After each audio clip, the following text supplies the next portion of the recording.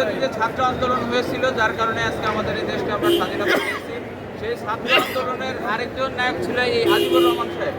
উনি যখন এই ছাত্র আন্দোলন চলাকালীন সময়ে ছাত্রদের উনি পানি খাওয়াতেন বা ওই সেই প্রোগ্রাম রামপুরাতে, সেখানে উনি উপস্থিত ছিলেন।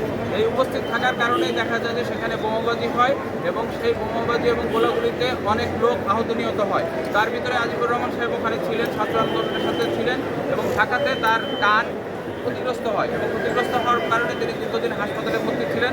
তার কানটা কিছুটা ভালো হয়েছে। তারপরে সে আদালতে এসে আজকে 326-307 ধারায় এবং যে এক্সপ্লোসিভ সাবস্টেন্স অ্যাক্টের 3/6 ধারায় তিনি মামলা করেন এবং সেই মামলা আদালত আজকে গ্রহণ করেছে 31 নম্বর কোর্ট, এবং আদালত সন্তুষ্ট হয়ে এই মামলাটা নিয়েছেন এবং বলেছেন যে যে যে আন্দোলন চলেছিল সেই আন্দোলনের সাথে সবাই সম্পৃক্ত ছিল এবং আমরা যারা সম্পৃক্ত ছিলাম আমরা সবাই এই আন্দোলনের সাথে জড়িত থাকা কেউ কোনো না কোনোভাবে ক্ষতিগ্রস্ত হয়েছে। তার ভিতরে এই আরেক নায়ক আজিবুর রহমান সাহেব, যিনি তার কান ক্ষতিগ্রস্ত হয়েছে এবং উনি কানের সামান্য এখন শুনতে পান এবং দীর্ঘদিন হাসপাতালে ভর্তি ছিলেন। এরপর এখন তার অবস্থা কিছুটা ভালো। আসামি কারা? আসামি 1 নম্বর আসামি হচ্ছে প্রাক্তন প্রধানমন্ত্রী শেখ হাসিনা, 2 নম্বর ওবায়দুল কাদের এবং তার সাথে যারা সম্পৃক্ত ছিল পুলিশ সদস্য, সবাইকে আমরা আসামি করেছি এই মামলাতে। টোটাল আমরা অনেক আসামি করেছি এবং দেখা যাচ্ছে যে এখন আদালত যেহেতু সন্তুষ্টভাবে মামলাটা নিয়েছে, আসামিদের বিরুদ্ধে ওয়ারেন্ট দেওয়া হবে এবং এই আসামিদেরকে যেখান থেকে রামপুরা থানা। আপনি এখন কেমন?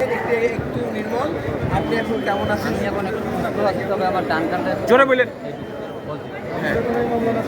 আচ্ছা, আপনি কি ক্ষতিপূরণ সরকার থেকে কি ক্ষতিপূরণ পেয়েছেন বা সরকারি না কোনো কথা, আহত যে তালিকা, সেই তালিকা আপনার নাম আছে? তালিকার নাম নেই। নাম নাই।